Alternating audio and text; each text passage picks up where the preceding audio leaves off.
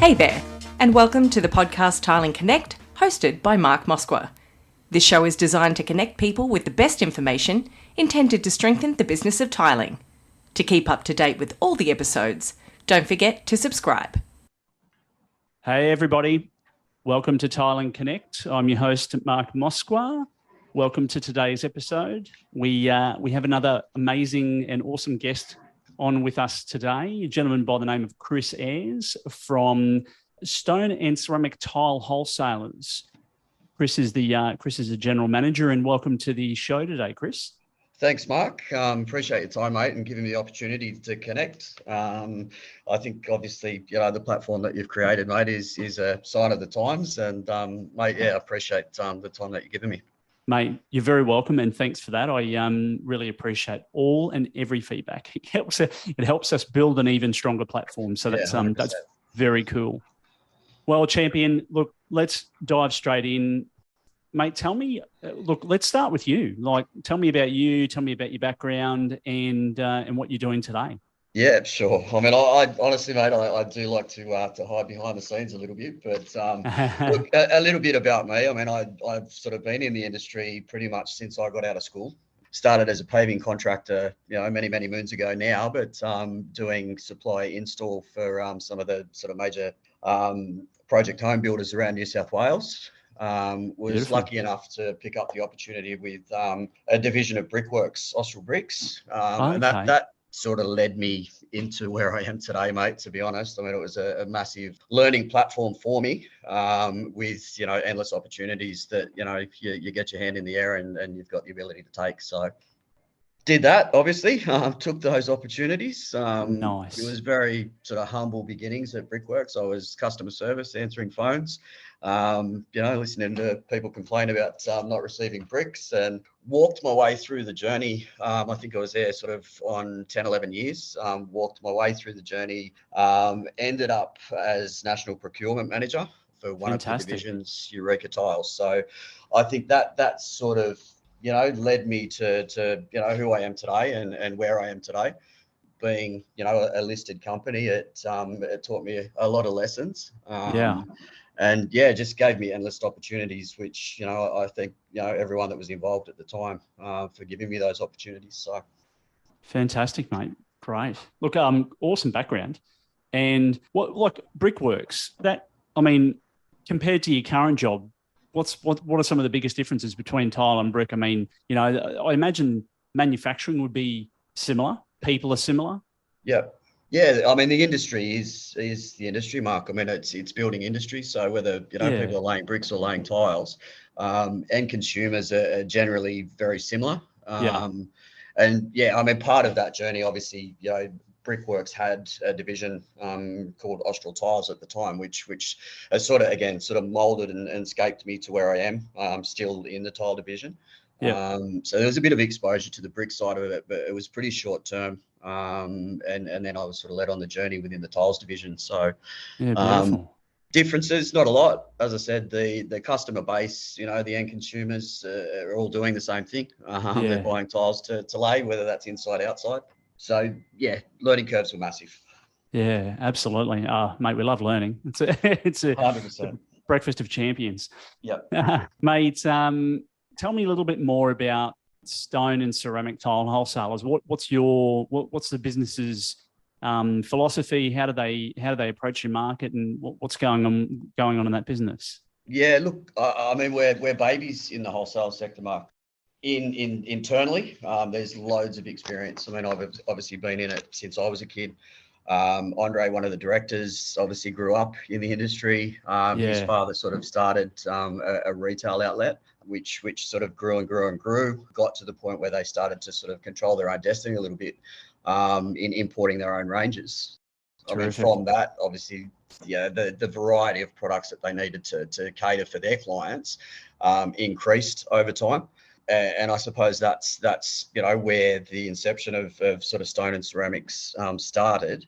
As a business, I mean, we've tried to sort of create the culture that, obviously, given that we were started by a retailer, that we support retailers. So, I mean, we're trying to stay that true essence of, a true wholesaler. Yeah. We get, lots of people knocking on the doors with ABNs and tilers ringing up saying, I need. But I mean, we generally, it all goes back and floats back through to the network that really started the business. So, yeah, it's a bit of a journey. It's obviously scale relative to where I've been is very different, and Yeah. it's good. The challenge every day of a startup business is good. Yes, there are things that we've done before, but obviously with Brickworks, there was a tribe of people in and around the business that would get involved and help you make those decisions. Yeah.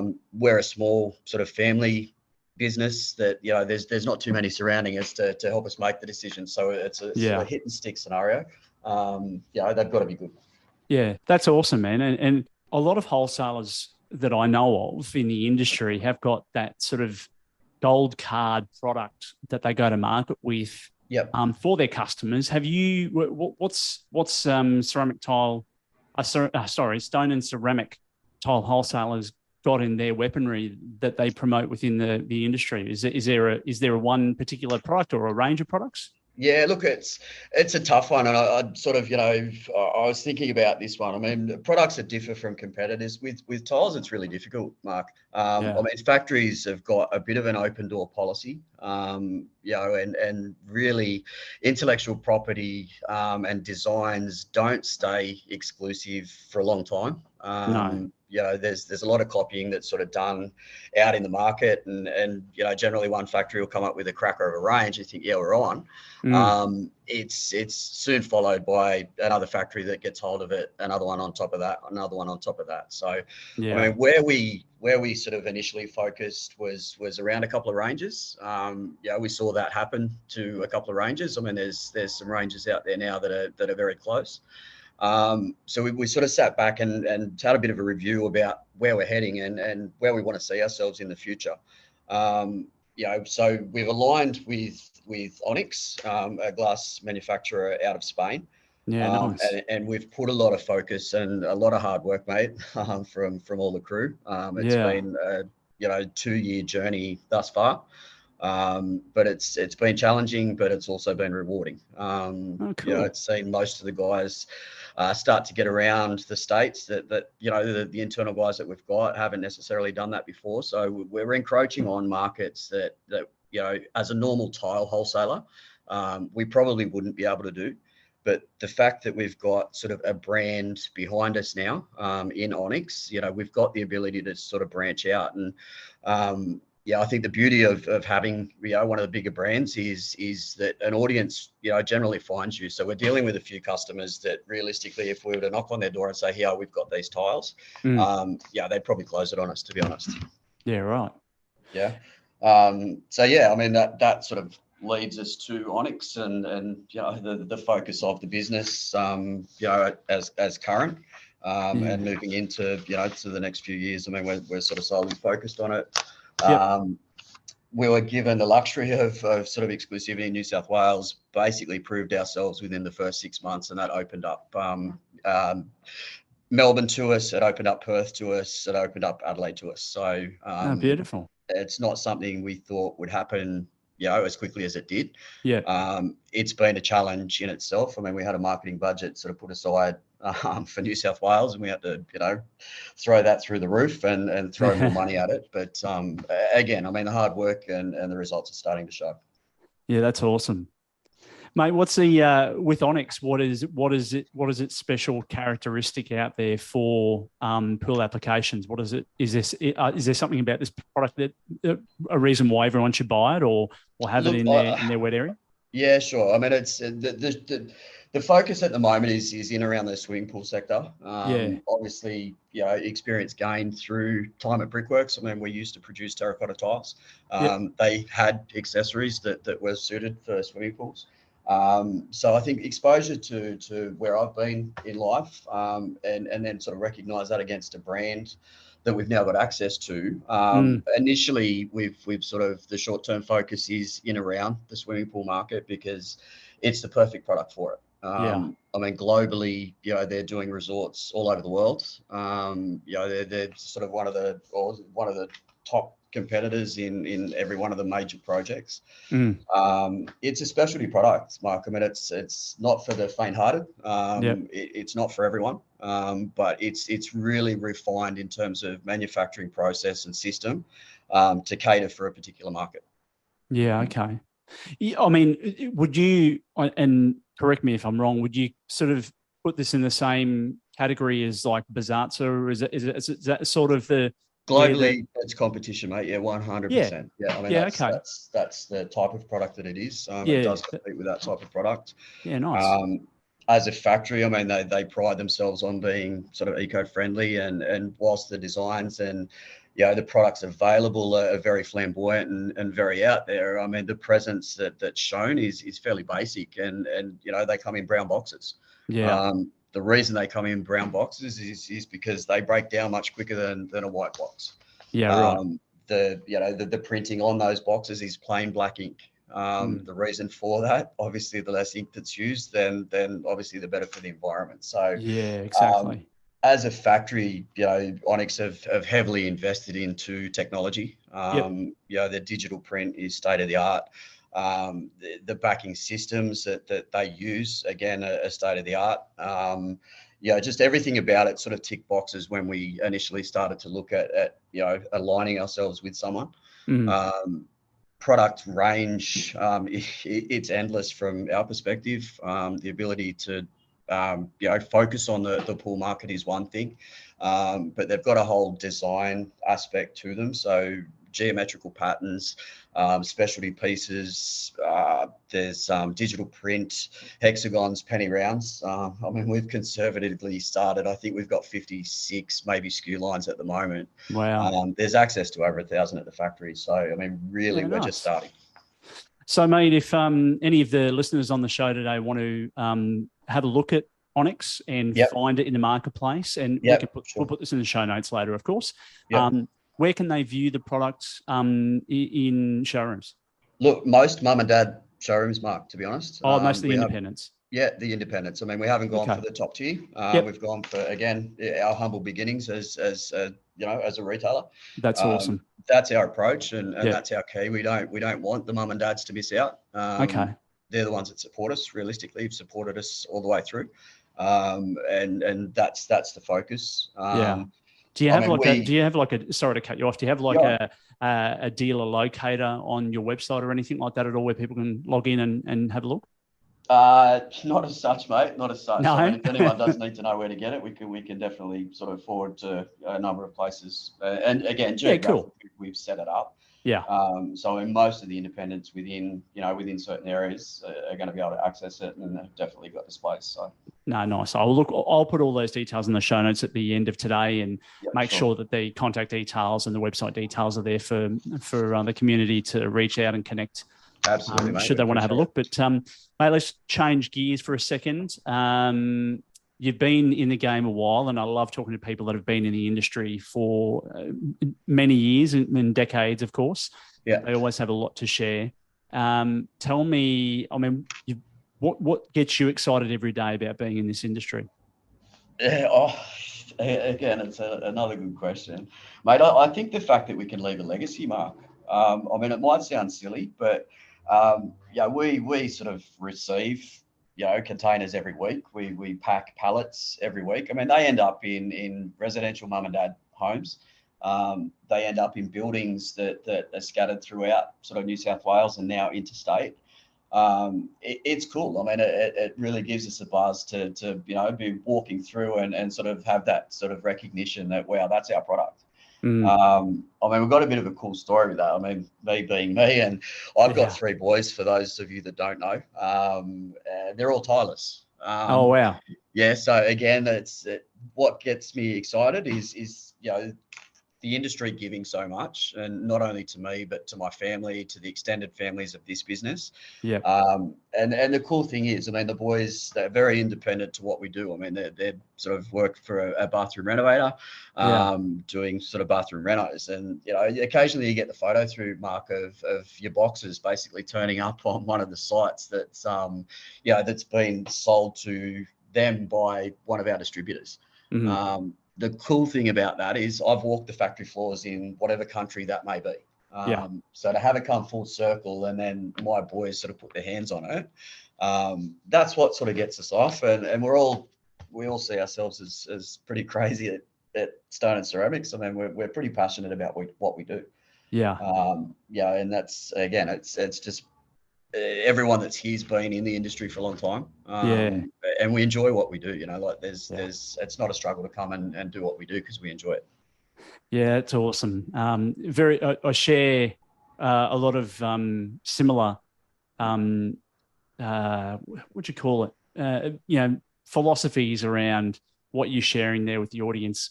Same with me. I mean, being in the industry for as long as I have been, and now I'm at the tail, not even the tail end of my time in the industry, probably right in the middle. And sitting at half a century, mate. Yeah, doing a podcast, and still wake up every day and love the people in the industry, the product in the industry, the outcomes that can be achieved, and everything. So that's very excellent. Just the relationships that you build, they're priceless, and they don't go anywhere. I mean, people within the industry generally stay. The good ones stay within the industry. So some of them are your competitors, but they're also your mates. Yeah, absolutely. And that's the cool thing. But again, it's a giving industry, mate, and it gives to so many of us and our extended families. So for us to give a bit back is the least we can do. Yeah, that's fantastic, mate. Awesome. Thank you for sharing. Tell me, look, I love asking this question because I've received such a variety of answers since the podcast was launched nearly 12 months ago now. Yeah. Tell me a little bit more about one of the biggest mistakes that you've made in your career that has shaped who you are today. Probably not getting hold of one years ago, mate, to be honest. But seriously, though, I think like a big mistake that I suppose I've had exposure to, Mark, but I try not to get there myself, is procrastinating in business. Yeah.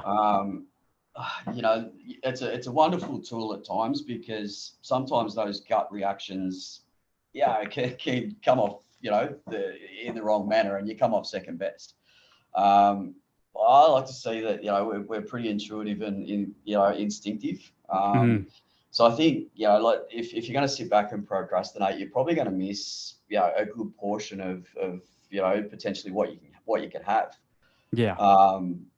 We've just a bit of a story behind that one. The director Andre and myself, we went over to China, and it was a bit of an exploring trip early days in the business. We met up with these girls who we'd touched base with, and we sort of knew a little bit about them, but we didn't know a great deal about them. China being China, it's a bit of a closed circle, and we went, we met them, it was all great. We got to the end of the afternoon, and I just got a feel. And I said to Andre, mate, I think we need to spend a bit more time with these guys. I think there's more to them than just who they are. They're actually the daughters of owners of one of the major factories in Foshan. Oh, okay. So again, had we have missed that and sort of thought about it too much, we would have missed the opportunity. I mean, they now are one of our biggest suppliers within, the product mix that we've got. Yeah, wow. Yeah, so again, mistakes, it's not really, but I think it's more a lesson that in business, if you can go with your gut, with a reasonably educated background, and the science behind your thinking sticks, then go with your gut, I suppose, is my short analogy. Mate, it's a pretty awesome statement to say that, right? I think I learned that a while ago as well, is that if your gut's telling you to do something, if you have that real it's just a really, I don't know, passionate feeling, deep down inside that you need to have a go. Yeah. And a lot of people, sort of sit on the fence and, procrastinate or in many cases they just don't step forward and have a crack. Yeah. And it's important, Look, I mean, you just have to learn to accept that you'll make mistakes in life, and that's 100%. okay, because you'll learn from it every time. Yep. And it's the mistakes that you don't make, the lessons that you're not learning that'll prepare you for the next 5, 10, 15 years. Yeah, exactly right. Yeah, exactly right. Yeah. Look, leading on to that, obviously, we've got this interview with you comes at a very precarious time, because we've obviously there's a lot in the news at the moment, right? And I try not to watch mainstream media too much, but it's very, very difficult to see and gut-wrenching to watch all of these builders going under at the moment. I mean, it's been going on for some time since COVID occurred, and we're seeing a real ramp up at the moment of builders just appointing liquidators, and contractors being affected and consumers being affected. And then you're seeing some crazy things on the news about people allegedly vandalizing properties, and it's insane. And my heart goes out to all of them. I think particularly the consumers and the tradies. I mean, they're the ones that are left holding holding the banner. Yep. Holding an empty bloody shell at the end of the day with very little support. Yep. Mate, what do we need to do to improve this industry? What do you think are some things that we can change? Look, as a wholesaler, and I might contradict myself a little bit based on our humble beginnings, but I think wholesalers need to be wholesalers, Mark. We invest quite a lot of time, quite a lot of money, making sure we get it right. We obviously go through the motions to make sure that products that we procure and that we import meet a standard. There would be nothing stopping someone from jumping on the phone or jumping on a plane and loading up a container tomorrow. What that does to the industry is it puts a product out there that you just got to question, Mark. It's something that again I've thought about for a long time. Is wow, how good would it be for genuine wholesalers to have a bit of ownership of being a wholesaler of tiles? Really to have control of the destiny. And I'm not saying that's an avenue to basically rule the world and take over financially and sort of really put the heavies on people that do import. But I think what it would do is ensure that products are meeting standards. Products are conforming, products are coming from factories that, let's face it, you and I would potentially work in. In the years of sort of me being in the industry, I've been to many factories, the good, bad, and the ugly. I sort of sit back and think, all right, well, if I'm going to buy from this factory or I'm going to deal with these people, I want to know that their staff are getting looked after. If there's licenses and sort of a bit more control on who can import, I think as an industry entire, not just within Australia, but I think a global sort of industry, I think it could smarten the look up and how we all behave. And I think the other big thing, and kudos to you, mate, for sort of getting this platform started, is training young kids. Oh yeah. I've got a fairly good relationship with one of the head teachers down at Macquarie Fields TAFE, and cool. The numbers just aren't what they once were. No. So I mean, as an industry, I think we should be giving back. Again, taking myself back to Brickworks days, they put in a brick levy.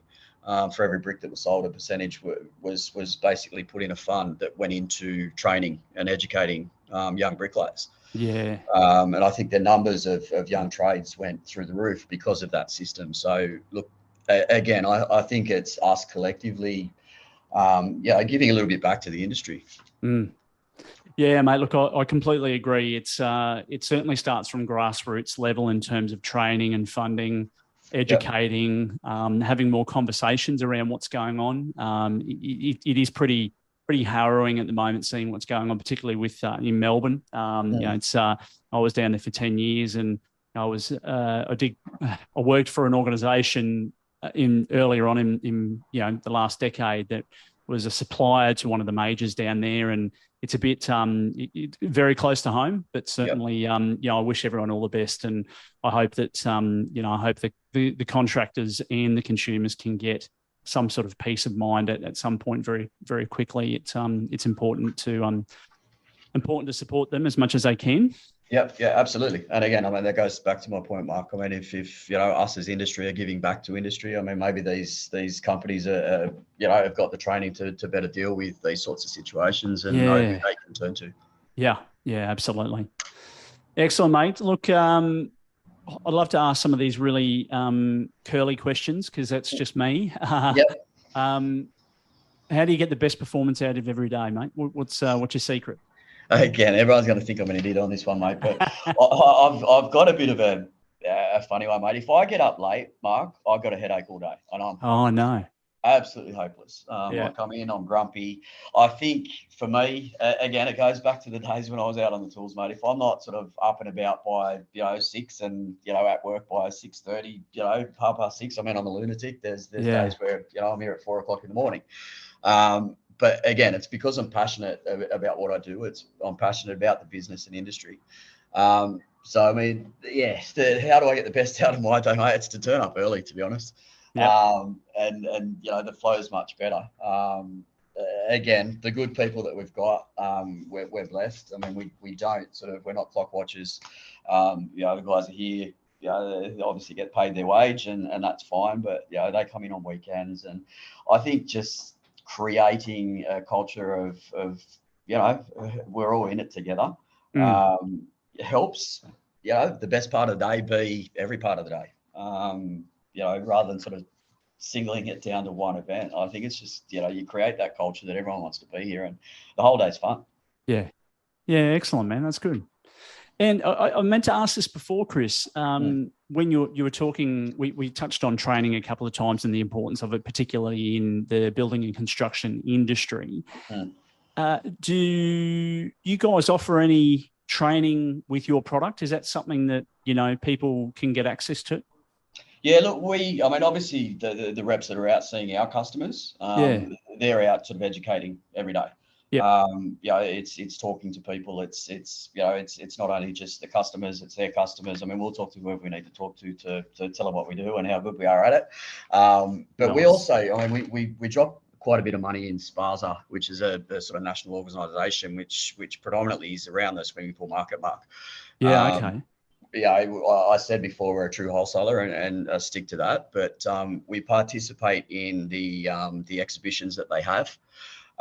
That's mum and dad pool builders that realistically, mate, some of the stories they come into us, they're clueless. Right.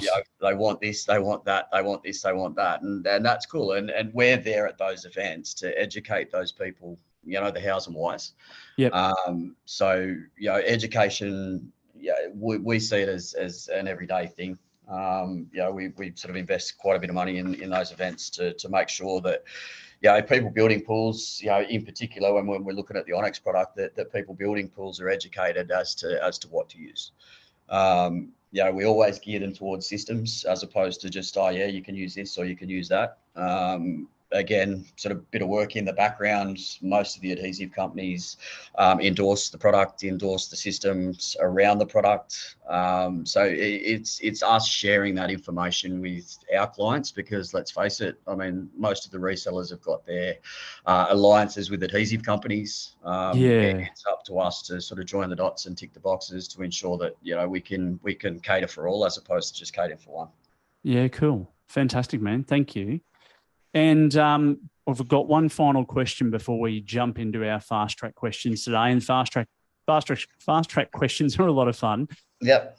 Mate, you've obviously, along your journey in business and career and life, you've come across some pretty demanding and pretty demanding clients or customers. What's your best way of handling difficult situations? I think staying composed, Mark. Look, it's easy to fly off the handle. And again, one of the little sayings that we've got here at Stone Ceramics, and it's sort of started to extend out a little bit. And I don't mean this in a contradictory manner to anyone that's got a pacemaker, but at the end of the day, we're selling tiles. We're not selling those pacemakers that do save lives. There's always a solution. If we react to a situation, then it generally escalates it, and there's no need for it. There's no malice in anything that's done. there's no intention in sending out the wrong box of tiles. We're all human, we're all people, and yes, we've got systems in play to pick that sort of stuff up. But I think the best way to deal with that type scenario is just staying composed, taking those 2 steps back, having a bit of a breathe through a situation, to ultimately help whoever you need to help. It's easy to escalate issues and have those arguments, but at the end of the day, it doesn't really get you anywhere. You've still got to come up with the end result. Fantastic, man. Thank you. That's very, very, very cool. Very cool indeed. Chris, look, let's jump into the final fast track questions today. Really want to get to know you a little bit more on a deeper level, and so Matt, we'll jump into these. Sure. So, what would be a common myth about your job or field of expertise? That it's easy. I mean, the travel's great, but mate, living out of a suitcase isn't flash. It gets you around the country and you see a lot, but you also see nothing. No, I like it. Yeah, I completely agree with you. I've done many days like that. I'm still doing days like that. So, yes, excellent answer. I agree. Again, just to further to it, Mark, I mean, I don't want to hold it up and bog it down, but my first trip to China, mate, I think I walked through about 35 factories and got back and, how was China? I said, honestly, I may as well have been in our own backyard because I was looking at plants. Yeah. Not a lot to see. Yeah, wow. Mate, if you could eat one meal a day for the rest of your life, what would that be? The guys that know me and know me too well, mate, ice cream. Oh, really? Wow. Ice cream. I would never have picked that. Yeah, ice cream. Any particular flavour? Mate, I'll go anything. I'm not overly picky when it comes to ice cream, but doesn't matter where in the world we are, I've always got to find myself an ice cream, mate. Yeah, fantastic. Love it. Mate, what do you think the world is going to look like in 5 years' time? Mate, more of sort of similar situations. I think through obviously periods in time, there's been improvements. I think that there's going to be sort of continued improvements, and look, if the industry sort of continues to grow and improve through education, then I think as a whole we'll be in pretty good stead. Last but not least, if you could be remembered for one thing, what would that be? Again, I don't like to put myself out there, mate, so it's a hard one. Look, I'm industry. I'm passionate about the industry. I got out of it for a little bit, got back into it for a long time. I think, just leaving that legacy behind that. I'm in people's backyards, I'm in people's houses, whether they like it or not. It's a really strange thing to say, but the little decisions that I make and that the business makes, and that as part of the business we collectively make, we impact people's lives. So as I said, I think it's probably just being able to leave a legacy within the industry that gives so much to me personally, but also gives to my family. Awesome, and no, beautiful answer. And there's no right, wrong, or indifferent ones when it comes to just being who you are in life and doing what you love. Yeah, 100%.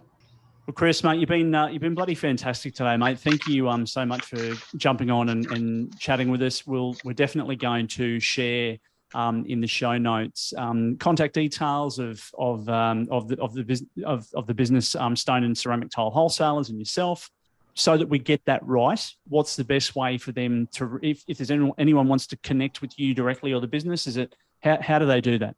Open platform, mate. We're all pretty easily and approachable. All our details are on our website, so www.sctw.com.au. Fantastic. You can reach out to that. There's various email addresses. Our personal details are on there. We take calls anytime, anywhere. It doesn't matter. We're all pretty approachable. So. Mate, that's pretty awesome. I will. I'll ensure that that's loaded and ready to rock and roll when we launch. Mate, again, thanks so much for today. I really appreciate it. Thanks for getting on the show and showing your support for the industry and telling us more about you and the business and what you guys are up to. That's people really want to learn more about that, and I'm sure the broader community will be pretty excited to jump onto the website and have a look at Onyx specifically for that pool application part of the industry. So 100%. Just to the people listening, do your education on backing systems. There you go. Final tip for the day. Final tip of the day, mate. That's it. Yeah. Well, mate, thanks again. And until next time, mate, stay connected. Perfect. Thanks, Mark. And once again, thanks for the opportunity, mate. Thanks for listening to this episode of Tiling Connect. Don't forget to rate and review this podcast. To see more of Tiling Connect, jump on our socials and follow us via LinkedIn, Instagram, and Facebook. If you'd like to be part of the show, email us at tilingconnect@gmail.com. Until next time, stay connected.